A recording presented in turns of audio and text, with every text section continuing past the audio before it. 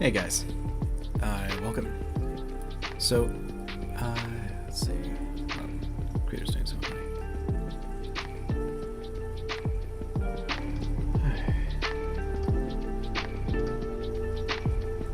Hey guys. All right, there we go. Okay, so, yeah, welcome. So today is, our second or third stream in this series, I guess, where I'm going to be talking about operator theory and all that good stuff. And yeah, I still mess around with technology, trying to put new features in here. I have a chat box here, which is really just a pop-out window from the YouTube chat. I'm not really sure how to manage. I know it's stream elements and things like that, but I'm trying to not add too many things, too many layers to this. So today what we're going to be talking about is just more of this operator theory stuff. So last week we started with lesson 1 of operator theory, where we gave the definition of operators, bounded operators, things like that. We also reviewed a lot about Hilbert spaces. We talked about the Hardy space, the Paley-Wiener space, the Fock space, the Lebesgue space. And so those are sort of our main examples of Hilbert spaces that we're going to be working with to give us examples and other things as we go. So let's go ahead and switch to tablet screen. There we go. All right, so here I can just talk to you about some of the things and our goals here. So the general goals here of this lecture series is right here on the right. We're not going to do all this today. We're actually, I might have to stop a little bit earlier than I usually like to, just because my kids are letting out of school like 2 hours earlier today. So I have to get out there to pick them up. Anyways, so we're going to be going over bounded operators. We're going to be continuing that today, but the goal is to talk about bounded operators and compact operators and spectral theory. Spectral theory is, basically, eigenfunctions, eigenvalues, eigenvectors, things like that you've seen maybe out of linear algebra course, and we're going to talk about that in the context of these sort of infinite dimensional spaces and operators on them. And in the spectral theorem, we're going to do one proof for the compact operator case, and that's what will give us things like singular value decompositions and other things like that you see in data science. And then later on we're going to talk about the more functional calculus sort of approach to the spectral theory, and that's using normal operators in the context of bounded operators, etc. And from there, after we have a nice bit of spectral theory, we're going to apply it to one of the first places that it was applied to, it was developed to handle these sort of eigenfunction problems in differential equations. And so in particular, we're going to look at Sturm-Liouville theory, and we're going to be following Coddington and Levinson for that. And then afterwards, basically going to try to build up to Koopman operators, semigroup theory, unbounded operators, dynamic mode decomposition, and all that stuff. And so should be pretty good. Hey, Timmy. So you're currently studying discrete mathematics. That's pretty cool. I really like that sort of shift that you get out after taking differential equations and calculus and all that stuff. And once you get into discrete math, you start seeing more of like the logic that goes behind mathematics, and a lot of the cool stuff like number theory, combinatorics, and all that stuff. I was a nut for number theory when I was in undergrad, and initially actually that's what I wanted to do my PhD in, and I took a course in analytic number theory my senior year. It was like a PhD level course I just sort of snuck into, and it kicked my butt, and I just barely was able to keep up, and I realized I needed a lot more analysis. And then so when I actually got to graduate school, I took a ton of analysis courses. And then now I am a professor of analysis, so applied analysis or whatever you want to call it. But so today the background you need is mostly just going to be linear algebra. I'm going to try to describe things as simply as possible. Some analysis is probably helpful, but we'll talk about convergence and all these things as we go. And if you have any questions, feel free to stop and ask. So if you guys didn't know, I guess I should probably introduce myself. So I am Dr. Joel Rosenfeld. I am a professor here at the University of South Florida in Tampa. And so I am currently writing a textbook on operator theory, functional analysis, data-driven methods, and dynamical systems, and data science in general. And so the general idea is to give a presentation that gives the fundamental mathematics for a lot of engineers and other people who are coming to this for the first time, and they want to see what the real mathematics looks like, and that's going to be in sort of a good portion of the book. And then the rest of the book is going to be sort of applications and how to use that mathematics in a variety of settings. So that is the goal. All right. So with that said, I'm going to try to keep the chat up there as much as I can. Yes, thank you. It's taking time, but I have a newsletter that I'll probably try to put in a link at some point on my page, and there I'll send snippets and other things from the books. Maybe occasionally like a small segment of chapter, things like that. If you guys want to check it out as it goes. So cool. All right. So I'll keep the chat up here, and hopefully it doesn't get in the way of the actual tablet screen and things like that. This is just the straight thing that YouTube gives me and so we'll see how this ends up working out. Try maybe shrink it down a little bit. There we go. All right, so let's go on and start going with things. So let's first review some of the stuff we've been talking about. So basically we're going to be working over normed vector spaces, and in particular we're going to be working over Hilbert spaces. These are spaces which have this inner product up here, and the inner product satisfies this positivity condition that if you take the inner product of a function with itself, it is going to be positive, unless you take the inner product with yourself and you are also 0, then you're just 0. It has this linearity property here, which is nice, and so that allows us to basically represent all linear functionals in this way, and that is from the Riesz representation theorem, which we mentioned. And they have this conjugate property where if you swap the order of f and g in your inner product, that's going to be the same number except with a complex conjugate. And then we define this thing that we call the norm, which is the square root of the inner product of a function with itself. So all of these are exactly things that the dot product has. So if you've seen this for Rn, you've seen this before. And so this is just a little bit more general, where we're talking about things that are potentially, say, functions and things like that, which is usually the realm where I'm working. But we can definitely turn this into a metric, and so this will allow us to identify a distance between two members of our Hilbert space. And so our first examples of these things were L2 of n. So this is a sequence space indexed by the natural numbers. And so we have our sequences, and each of the sequences are the members of our vector space, of our Hilbert space, and we're only allowing the ones that are square summable into this space. And so then you end up getting this guy here as our inner product. So if you take an inner product between the sequence an and bn, then the inner product between these two guys is actually the sum of an times bn bar. And the fact that this actually converges follows from this and the Cauchy-Schwarz inequality. Another thing that we end up getting is we have Lebesgue space.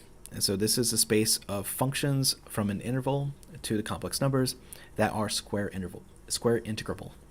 And so this is what I mean when I say square integral. And when that happens, you end up getting this nice inner product.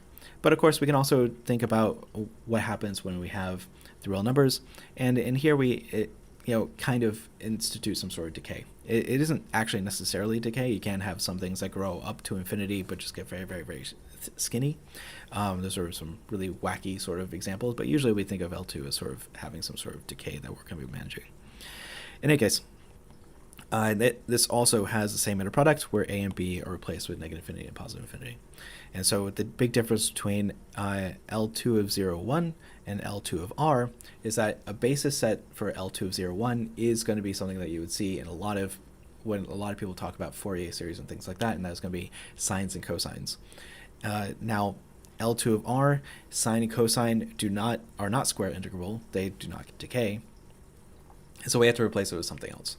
And what we often replace this with is the Hermite functions, which are essentially polynomials times a decaying Gaussian.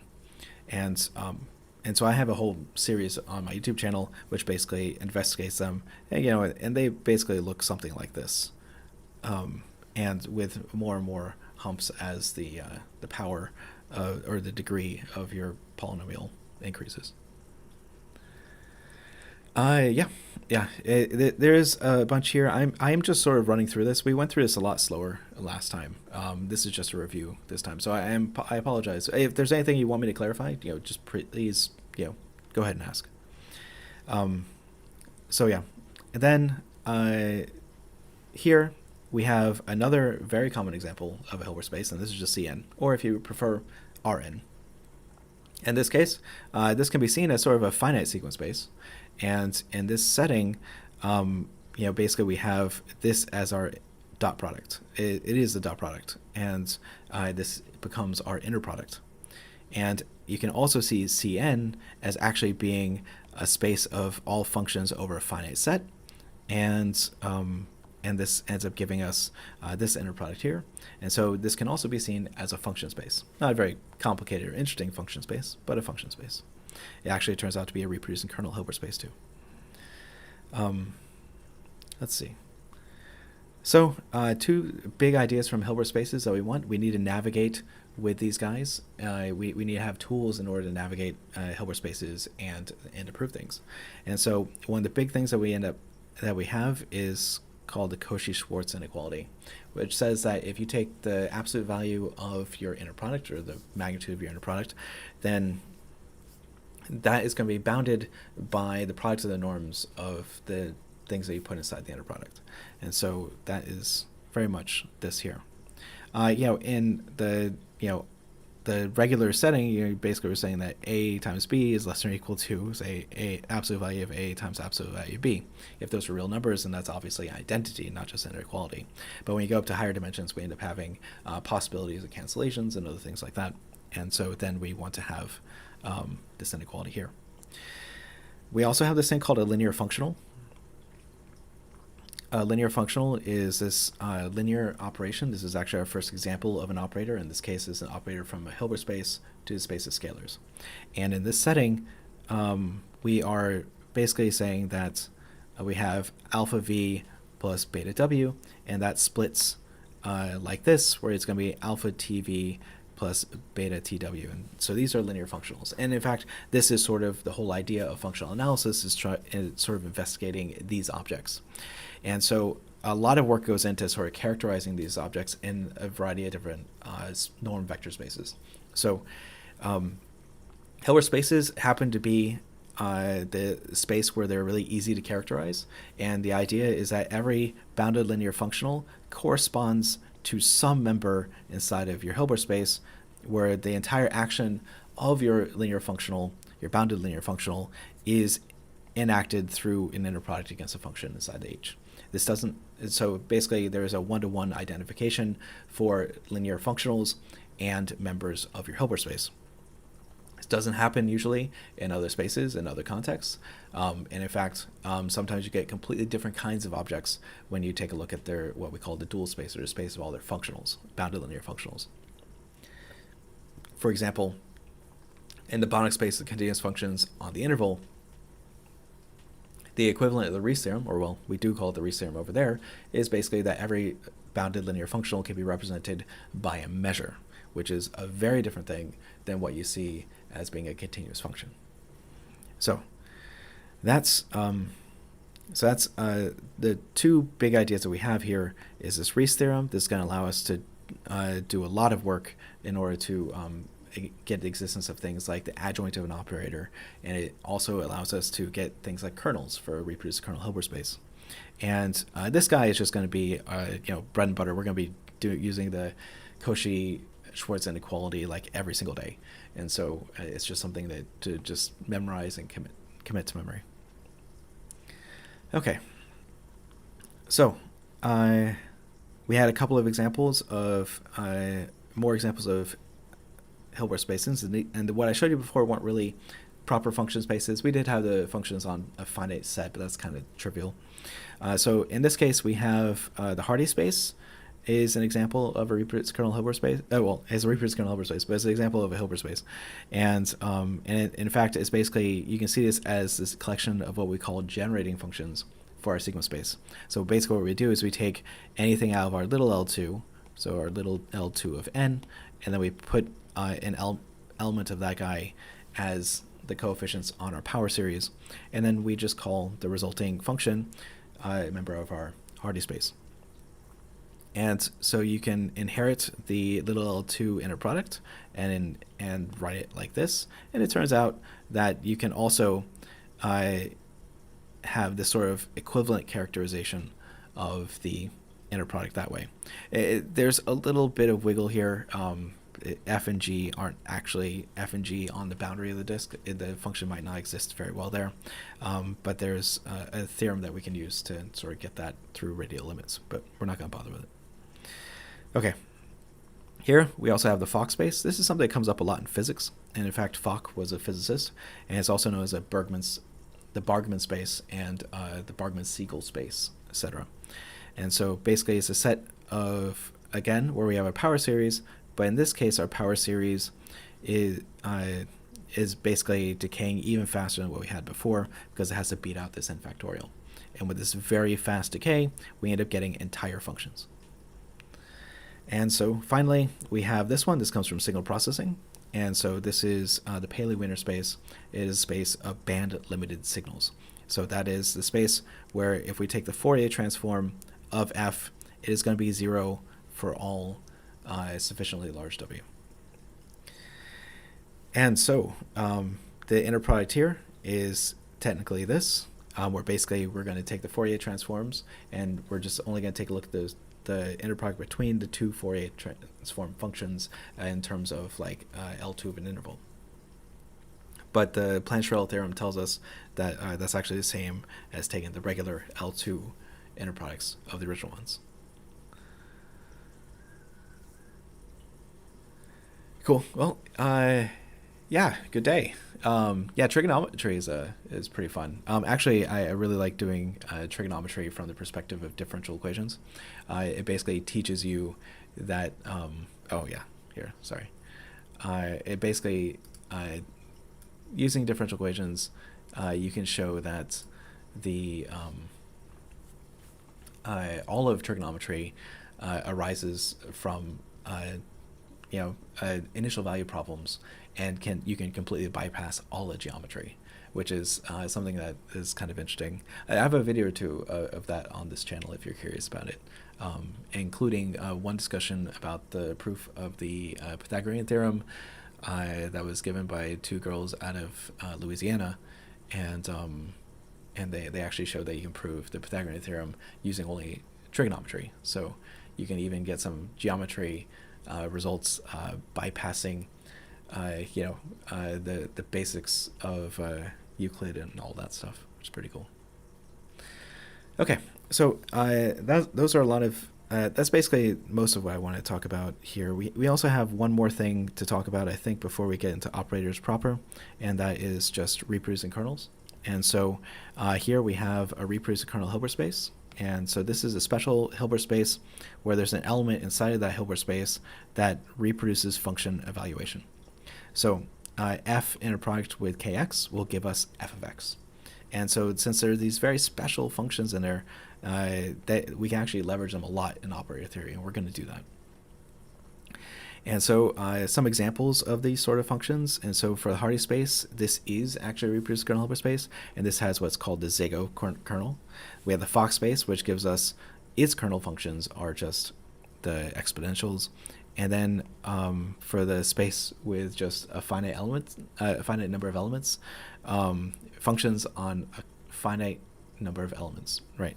It turns out the Kronecker delta is your kernel function. And then for the Paley-Wiener space, I still haven't checked this coefficient. It's going to be something like this. But basically, it is sine of x over x is going to be giving you your kernel function. And so that's the sinc function.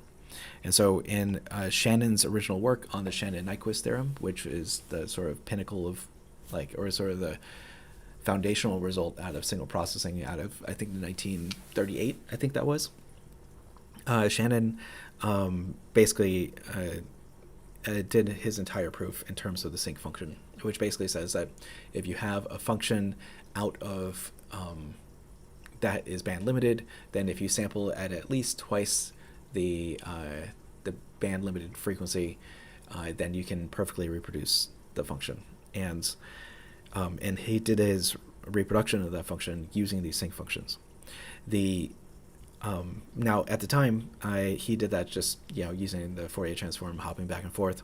But then a couple years later, it was put on really solid mathematical ground when Hardy came about in 1940, and he introduced the Paley-Wiener space in honor of his student, who I think may have just passed at that time, who died in an avalanche.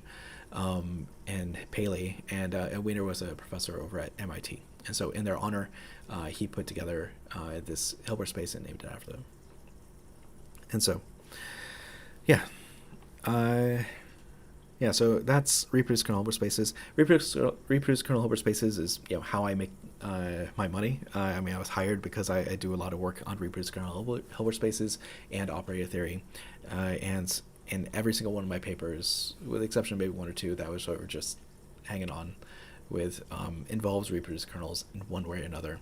And I think I have brought in 4 different grants so far based on kernel spaces. I had one from NSF, one from Department of Energy, and 2 from the Air Force.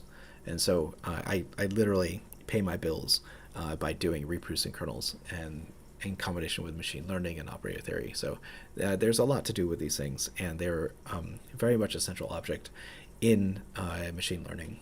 And so even despite the prevalence nowadays of large language models, you can still find lots of new work and important work in kernel spaces. Okay, so let's get in there and do some operators. So we have these operators here where we're working with basically a mapping from a subset of H to H itself. And we're saying we're going to be working with, in particular, linear operators. Now, they don't have to necessarily be defined over the entire Hilbert space. We usually like them to be, but they're not. And but when they are, often they're going to be bounded operators. But we'll talk about that in a second. But a really simple example that you see a lot from the calculus world is the differentiation operator. So you take the derivative of a function, and in this case, let's say our Hilbert space is H2. Then basically we're going to be doing the normal sort of complex derivative of a function f.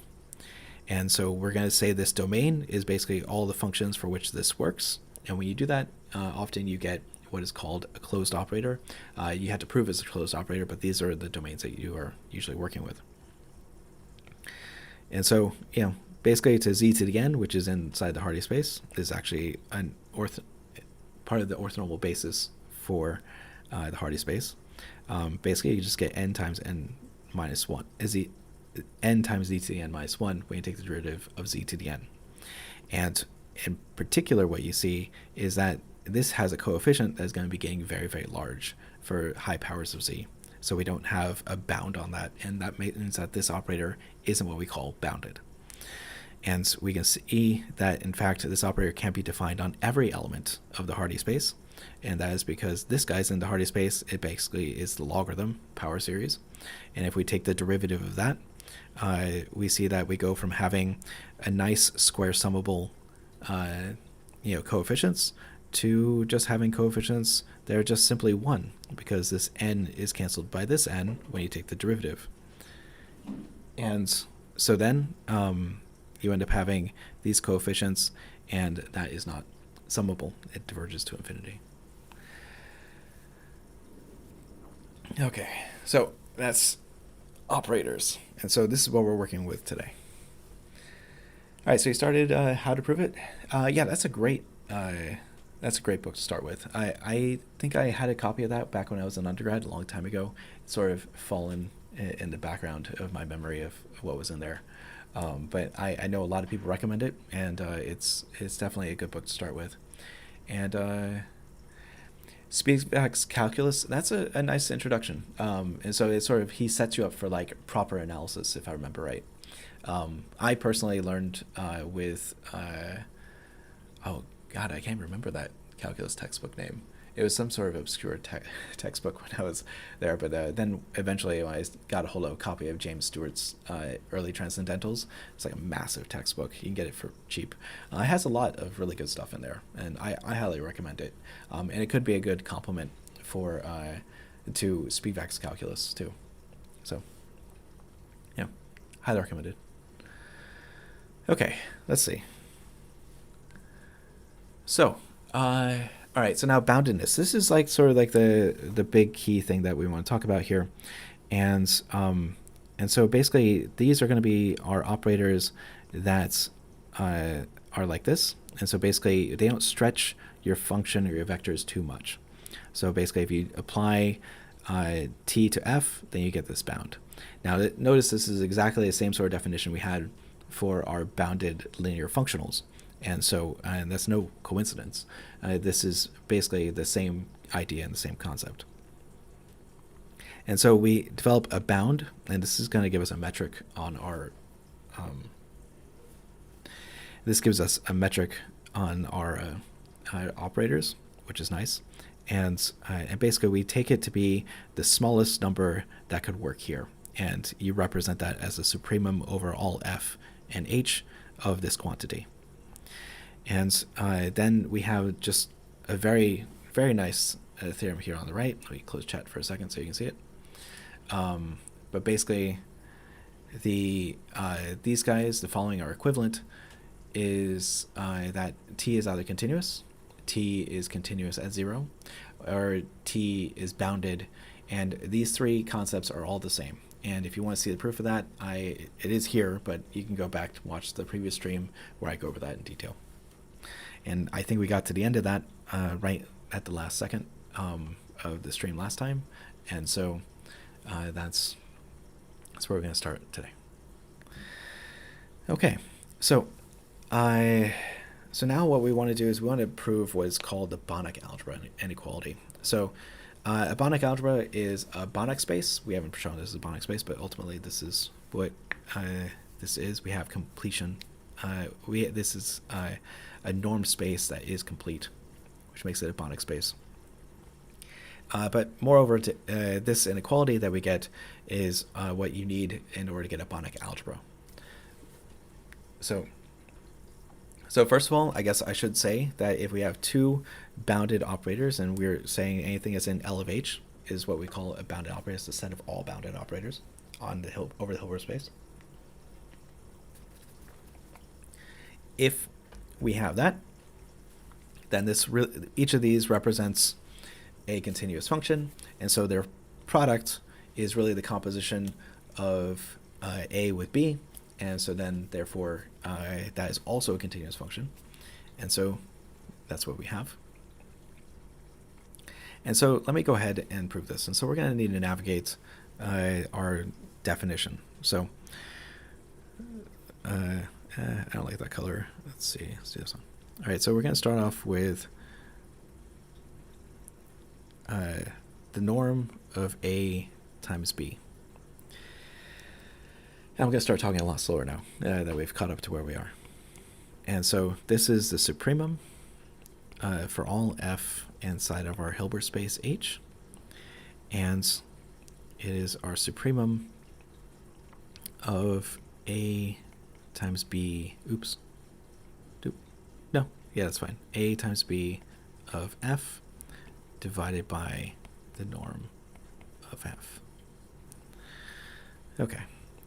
Now, something to note is that we know that, here I'll do it in smaller text, so we know over here that the A times f is going to be less than or equal to the norm of A times the norm of f, and we designed the norm of A to be like that. So we're going to go ahead and take advantage of that, and so here we don't just have f, but we have B times f. So we're going to take the sup of f and h of the norm of A times the norm of BF. BF is a member of H. So this is divided by norm of f. Okay, that's pretty good.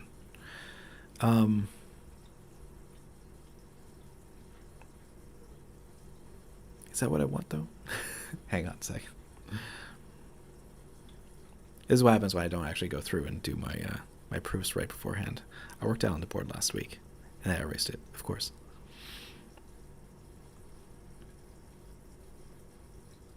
Let's see. Yeah, okay. So first of all, I need an inequality here. That's not just the equality because of this. So I fixed that. And let's see. Yeah, that's not equal. Thank you for catching that too. Yeah. And let's see.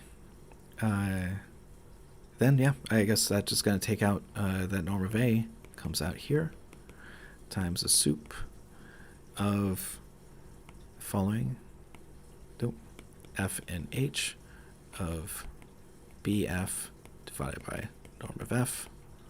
And so then that is by definition the norm of b. So then that's done. So nice and easy to prove, but it's like one of these fundamental things that you're going to need in order to navigate around all this stuff with operator theory and other proofs. Let's see. Okay, so all right, so working with that,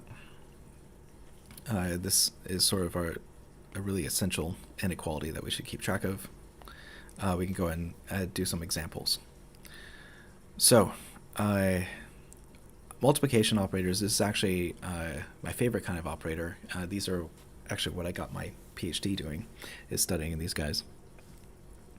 And so a multiplication operator is an operator like this. So if you have, so we're going to let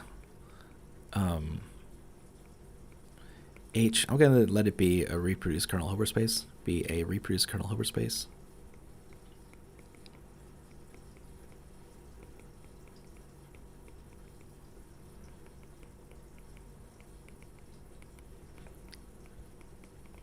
Over a collection of functions over Hilbert space of functions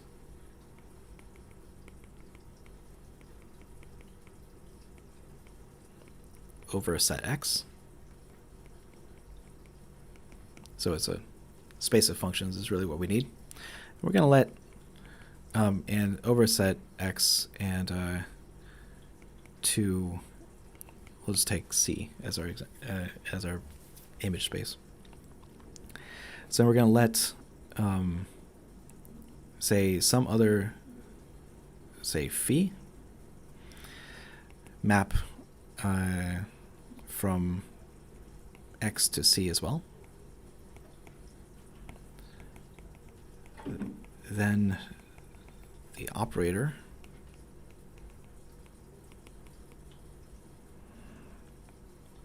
given by M sub phi acting mapping from its domain, which I'll define in a second, to H with D M phi defined to be equal to the set of F in H for which phi times F is inside of H. Close that parentheses. Then this operator that acts as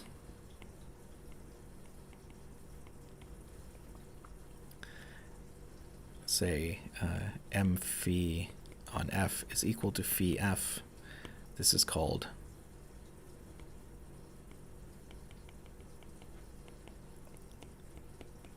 a multiplication operator. All right, that's a lot of definition, but it's not actually all that complicated.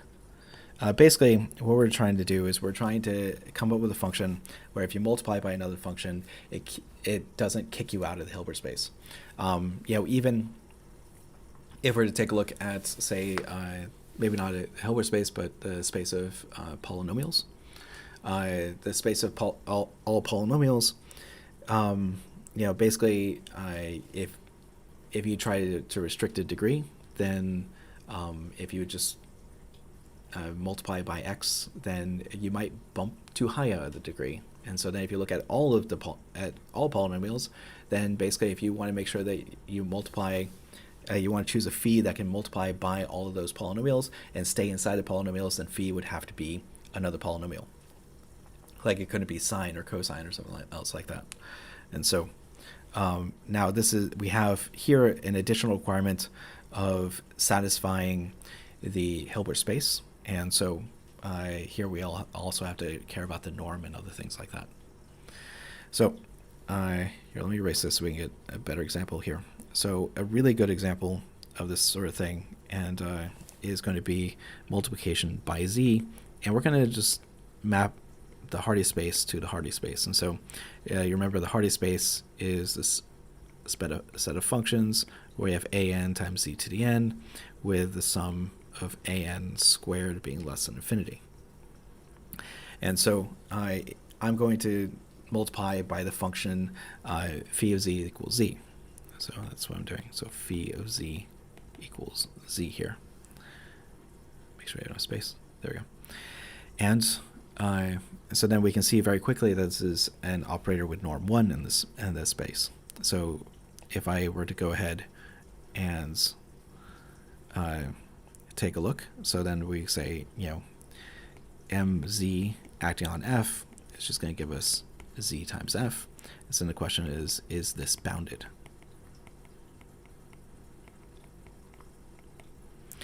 And so we can go ahead and take a look. And so if we take a look at the norm of mz times f, this is the same as the norm of the sum of an times z to the n plus 1, because basically we're multiplying z by everything inside the series, and so we're shifting everything forward. This is also known as a shift operator. And then, well, we can go ahead and reshuffle this. So this is going to be starting at n equals 0 to infinity, but now we can go ahead and start n equals, say, 1 to infinity of an minus 1 and z to the n. And so the norm of f is the sum of its coefficients. So this is the sum of an minus 1 squared, and going from 1 to infinity.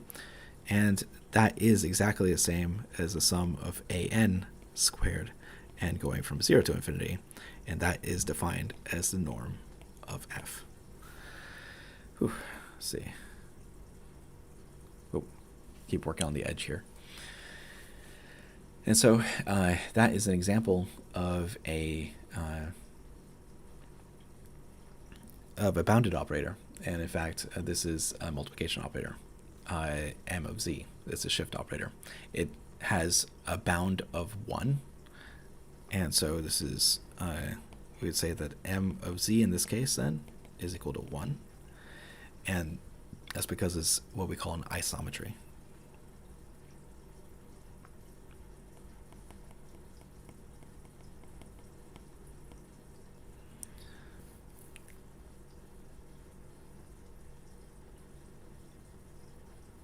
Okay. Cool. So that's let's see. Let's move chat over here so everybody can see everything. Move myself over here. Oh, that's disconcerting. Move my head around. Okay. So does anybody have any questions on this? Sort of our first definition of an operator. In this case, as a bounded operator, I guess, because we had derivatives before.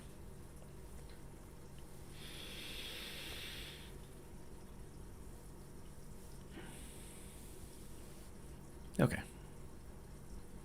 Well, if you end up having a question, feel free to ask, and let's keep going. All right. So, one thing to keep in mind. Sorry, let me. Oh, geez, just moving myself all over the place. One thing to keep in mind here is that we have been working over the Hardy space. If I change this to be the Fock space, which is another space, we end up actually getting something a little bit different. We end up getting an unbounded operator for multiplication, which is kind of interesting. So I guess for your first example of the differences between spaces in the same operator, let's go ahead and take a look. I'll make a new window here. How do I do that?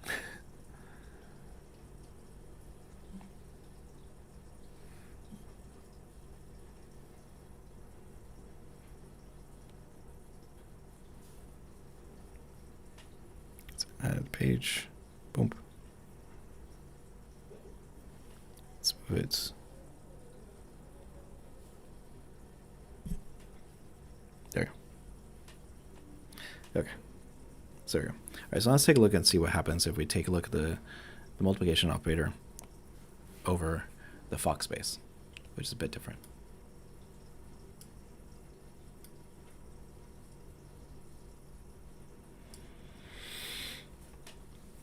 All right, so the Hilbert space that you choose actually matters, and it does change things with your boundedness. And so this really is important for a lot of the work that I do over in data science, and in particular dynamic mode decomposition, where I'm trying to demonstrate convergence of a lot of these finite rank approximations. The choice of space and kernels and things that I'm using are actually going to impact whether or not that is theoretically sound. And so, so this gives you an example of how this sort of thing could work. So let's say we take a look at the same multiplication operator, multiplication by z. In this case, we're going to go from f2 of c to f2 of c. And here, this is defined this way. So f, basically a sum of a and z to the n, looks a lot like the Hardy space, except we not only have this, but we have n factorial here.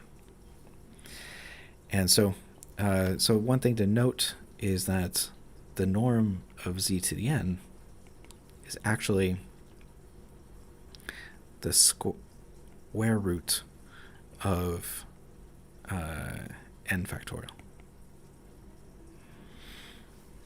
And so this does form an orthogonal sequence, and that an orthogonal basis for our Fock space, but unless I write it as our orthonormal basis is this. So basically n equals 1, or n equals 0 to infinity. So this is what we call an orthonormal basis for our Hilbert space. So what we can do then is we can ask, what does mz do to the norm here? Is it something we can control? And the answer is no. But we basically take a look at mz acting on z to the n. Now this is going to give us just z to the n plus 1, which looks innocent enough. But then if we go ahead and take a look at the norm, that means that this is going to be the square root of n plus 1 factorial. And what we would like is we would like to be able to get a bound on it in terms of n factorial, but basically this is n plus 1 times square root of n factorial. So that means that mz times z to the n divided by the norm of z to the n is going to be equal to the square root of n plus 1 factorial divided by n factorial, or the square root of n plus 1, which diverges to infinity as n goes to infinity. And so that means that the supremum is not bounded, where the supremum was our the supremum of all these n's should be less than the bound if this was a bounded operator, and so clearly it's not. So this operator mz over f2 of c is unbounded.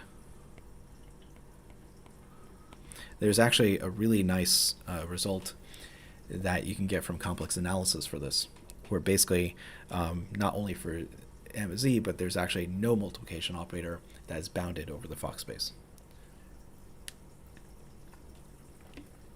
which is very interesting. Actually, part of my dissertation was to show that there was another space that so like you have a scale of these things. You have like you have your compact operators, you have your bounded operators, you have your densely defined and closed operators, and you have your densely defined operators, and you have just your unbounded operators in general. It's sort of the scale of operators that you think about in operator theory. And one of my chapters in my dissertation, I basically showed that for this space, this wasn't what I showed, but we already knew that there's no non-trivial bounded multipliers for the Fock space. The only ones that work is if it's multiplication by a scalar. That's just from vector space definitions. But I showed that there's actually a space where there's actually no densely defined operators. So I sort of jumped like 2 scales there and said that there's an even worse space to work with these operators. Anyway, there's no multiplication operators, but there are a lot of what are called weighted composition operators, which we can talk about another time. Okay, then there's another kind of operator that I would like to talk about that comes up a lot in Koopman theory. And this is composition operators.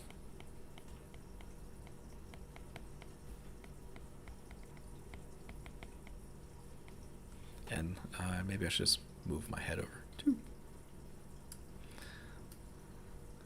All right. So composition operator. This is something that we're basically. So remember, if we're going to stick with the same Hilbert space, where basically we're going to have H is we're going to call reproducible Hilbert space over a set X to C. We're going to let now let's do a cursive phi be a mapping from X to X. Then the composition operator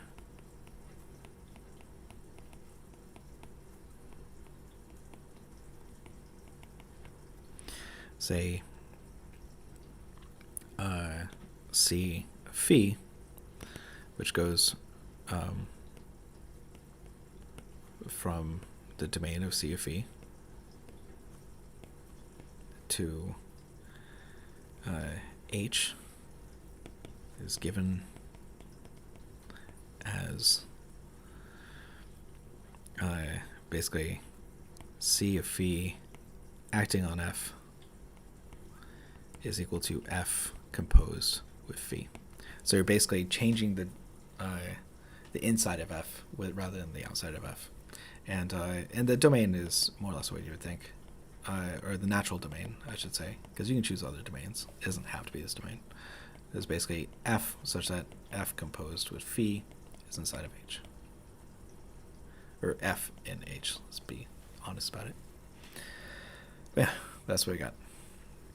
So those are 2 really common operators. So the Koopman operator comes up in dynamical systems and study of dynamical systems, and in particular for discrete dynamical systems, it comes up a lot through this composition operator, where basically repeated applications of this composition operator can move a discrete dynamics. So if you have like dynamics such as say xn plus 1 is equal to phi of xn, then you can basically see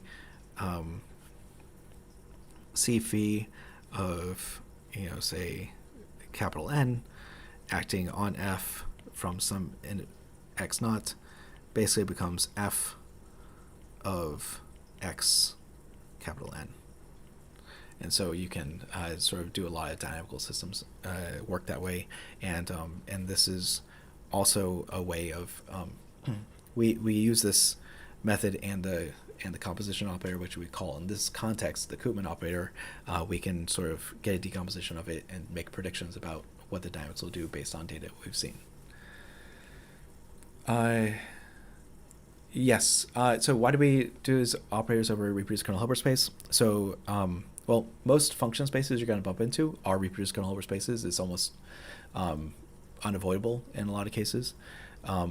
So even like Sobolev spaces are reproducible kernel Hilbert spaces.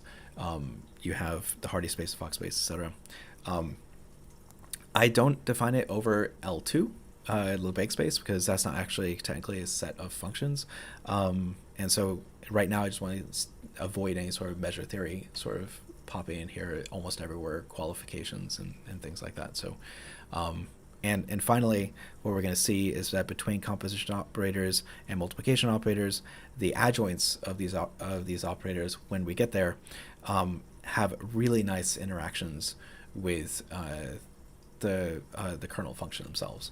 So it turns out that if you have a multiplication operator, if you take its adjoint, in a reproduced kernel over space, all of the kernel functions are eigenfunctions for the multiplication operator, or the adjoint of the multiplication operator, and that lets you get like a hold of the spectrum of that operator in that setting. We're trying to build up to spectral theory here, and for composition operators,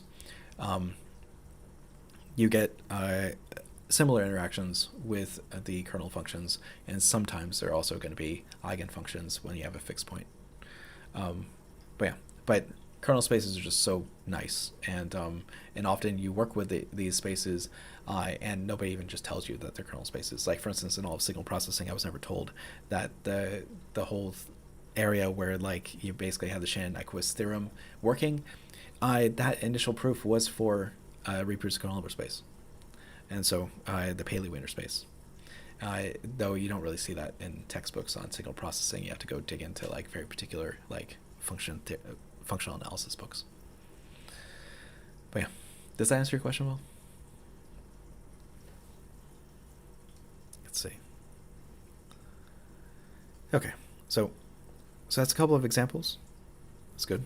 So I have about 10 more minutes I can throw at stuff, and so we can start talking about the adjoint of an operator. And so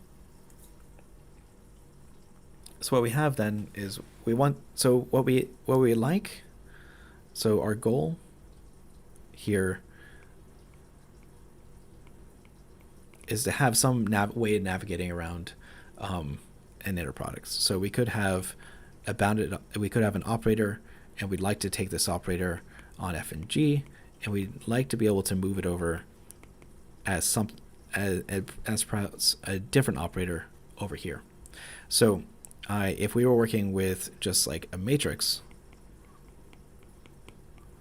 and we were looking at this against a vector x and y, it turns out, and this is over say Cn, then what you get over here is the dagger notation out of physics, but we take the conjugate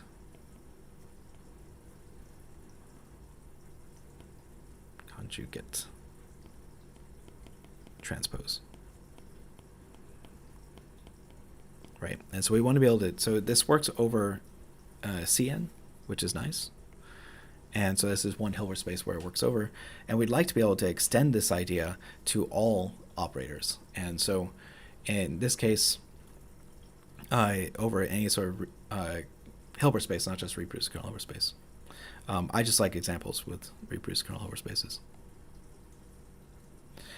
So then let's go ahead and move my head over.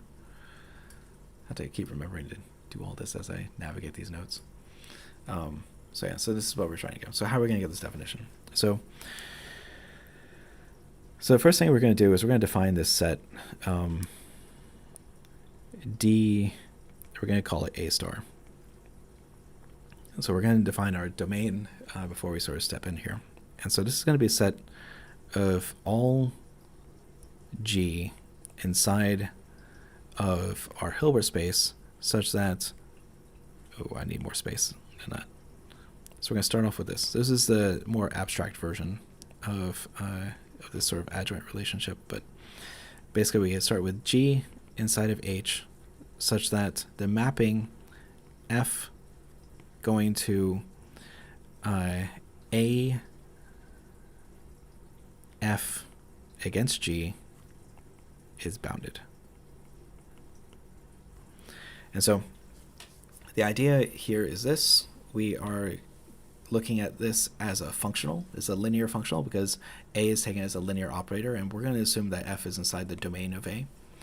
And we're also assuming that A is a linear operator. And so then overall, this is a linear functional.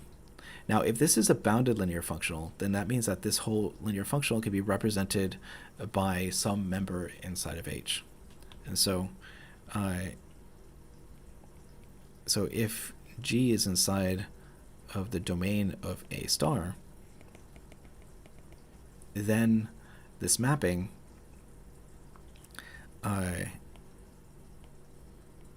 AFG should be able to be written as F against some capital G, some other thing for like G inside of H. This is by the Reese representation theorem we talked about earlier.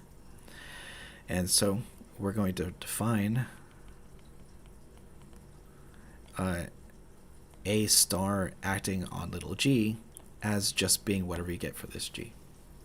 Now, as an exercise, you should try to show that this is actually gives you a linear operator in itself. This A mapping from,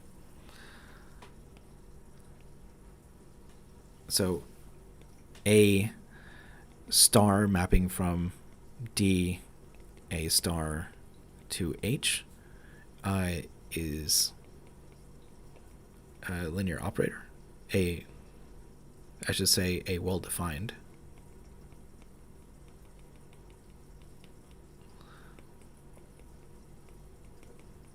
And this well-definedness comes from the fact that the Reese theorem gives you a unique element inside of our Hilbert space.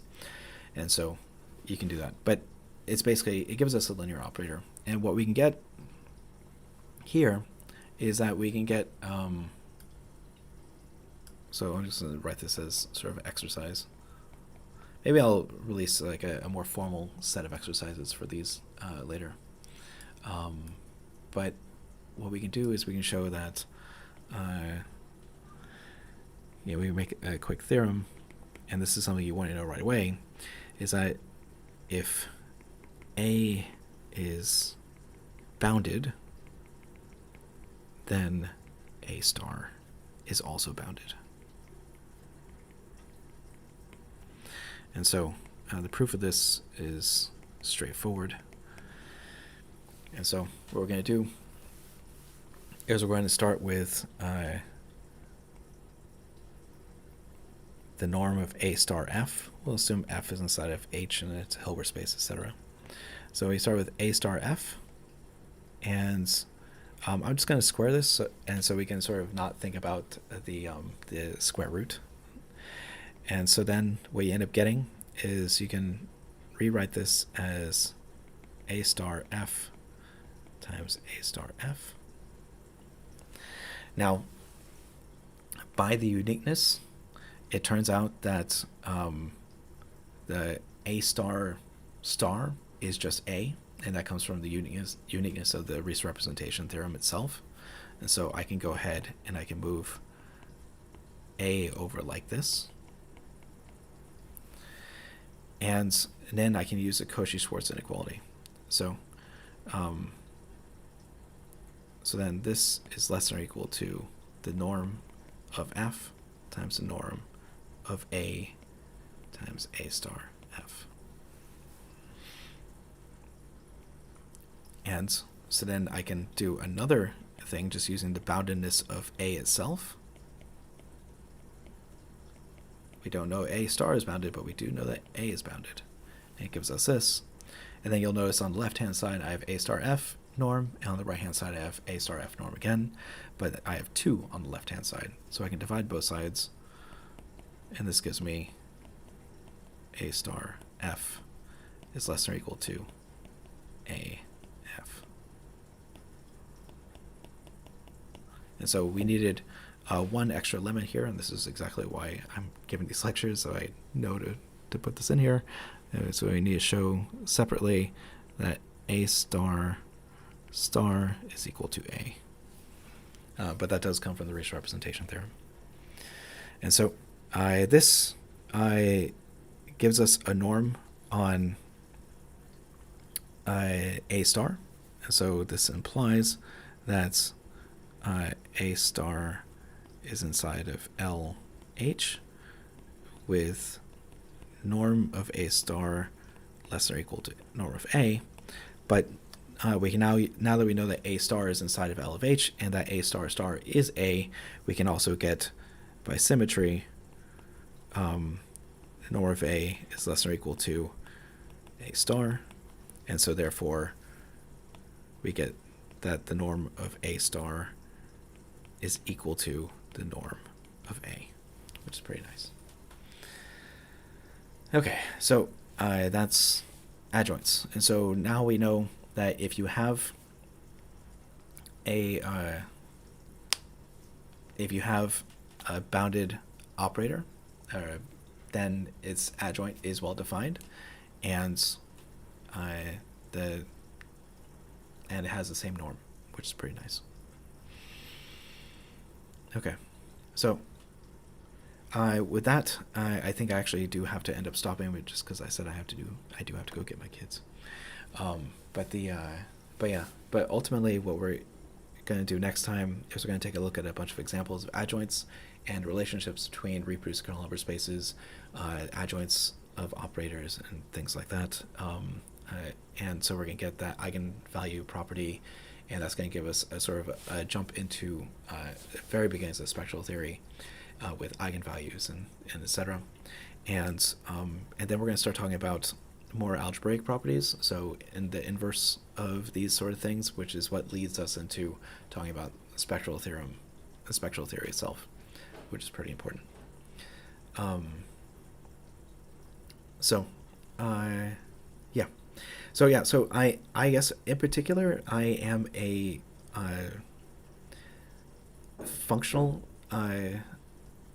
so I study function analytic operator theory, and so basically a lot of my stuff is going to be connected to reproduced kernels in various ways. All right, well, thank you, Sushant. I appreciate that. So next time we'll talk about some more examples. A particular example of a Fock space adjoint for multiplication by z.